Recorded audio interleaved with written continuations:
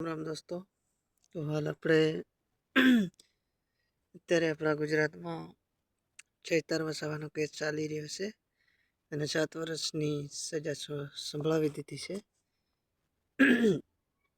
તો તમને શું લાગે મિત્રો કે આ હાસ્ય ન્યાય લાગે? ના,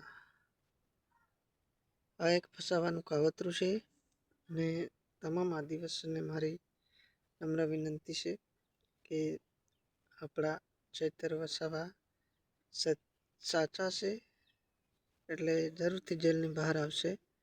પણ આપણે પણ હવે એક થાવ એમ કરીને રેલી કરે છે, પછી મિટિંગો કરે છે કે આદિવાસી એક થાવ. પણ આવો સમય આવ્યો છે મારા ભાઈ, તો હવે એકતા દેખાડી દો.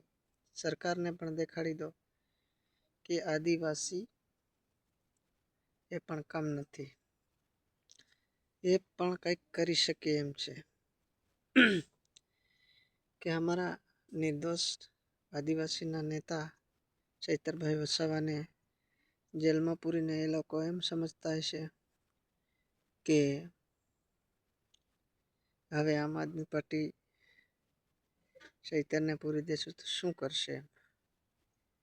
પણ એમ ના સમજતા, અહીંયા ગામડે ગામડે આદિવાસીના એક ગામમાં હજારો ચૈતર ઊભા છે અને ચૈતરભાઈ વસાવા માટે લડવા સંઘર્ષ કરવા પણ તૈયાર છે.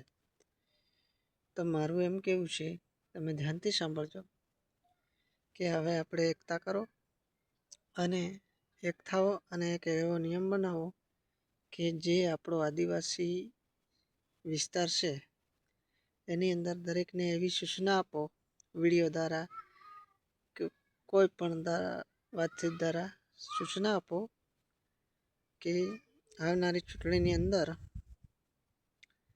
આવી સરકાર આપણને જોતી નથી.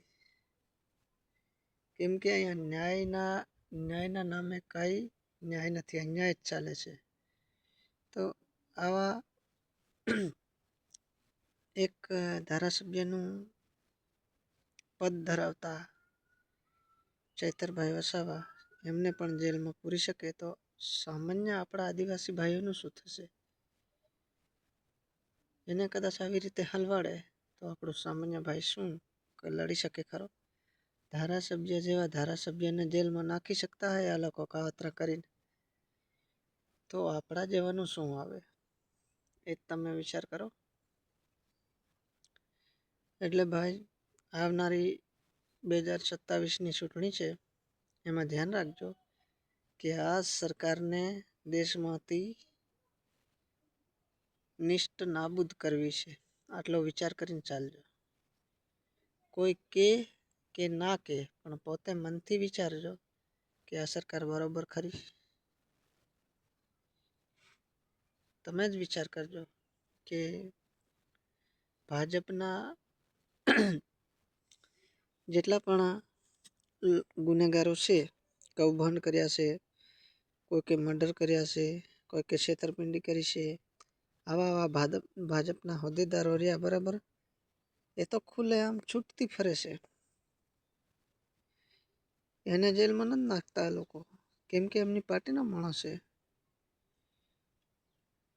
એટલે આ સરકાર પણ પક્ષપાતી છે. આ ફસાવાનું કાવતરું છે ચૈતરભાઈને. અને મારા વિડીયો દ્વારા હું મેસેજ નાખું છું, બધા ધ્યાનથી જોઈ લેજો અને કમેન્ટ જરૂર કરજો કે જેથી કરીને આપણે ચૈતરભાઈ વસાવા માટે કેવી રીતનો એને બહાર કાઢવાનો પ્લાન કરવો એ એક આઈડિયા મળે એમ. એટલે ભાઈઓ, બધાને મારી આ વાત કહેવા હું જઈ રહ્યો છું અને ધ્યાનથી સાંભળજો કે એક જ નારો, એક તીર એક સમાન, એક તીર એક કમાન, આદિવાસી એક સમાન.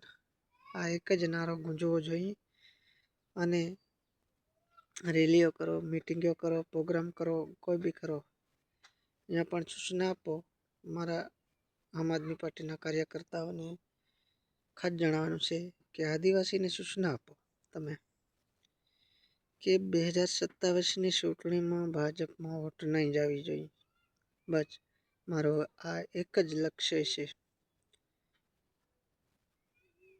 દરેકે આપણા ચૈતરભાઈ વસાવા માટે આપણા માટે એ લડે છે, તો આપણે એ અત્યારે જેલમાં ગયો છે, તો આપણે કેમ નહીં એમના માટે આપણે પણ કંઈક કરી શકીએ. જ્યારે મુશ્કેલીમાં છે આપણા નેતા, ત્યારે આપણે પણ કંઈક કરી શકીએ એમ છે. એટલે અને એવું નથી કે દરેકની પાસે આ તાકાત છે. લોકોને જાગૃત કરવાની હર એક માણસની અંદર આ તાકાત છે, પણ એને સાચી દિશામાં લગાડો અને આપણું જે 2027નું મિશન છે એ પૂરું કરવાનું છે. દરેક તાલુકા જિલ્લાની અંદર આમ આદમી પાર્ટી જીતવી જોઈએ. આ સરકાર આપણા માટે કંઈક કરી શકે એમ છે. અને જે ભાજપ સરકારને જીતાડશો તો બસ વોટ લેવાની હોય ત્યાં સુધી આપણે વાહવાહી કરે, આપણી હાથ જોડે, દારૂ આલે, પૈસા આલે, બધું કરે. પણ જો કદાચ કોઈને આવડત દેખાઈ ગઈ કોઈ માણસની અંદર, તો એને ફસાવાનું કાવતરું કરશે. જો તમે આ માણસ કંઈક કરી શકે એમ છે, તો એને તરત તાત્કાલિક કોઈ બી કેસ લગાડીને ફસાવી દે. એટલે આ સરકાર છે ન્યાયથી નથી ચાલતી, કાવતરાથી ચાલે છે. એટલે મારો આ વિડીયો બનાવ્યો અને તમને મારી વાત બરોબર છે કે ખોટી છે એ તમે મને જરૂર જણાવજો.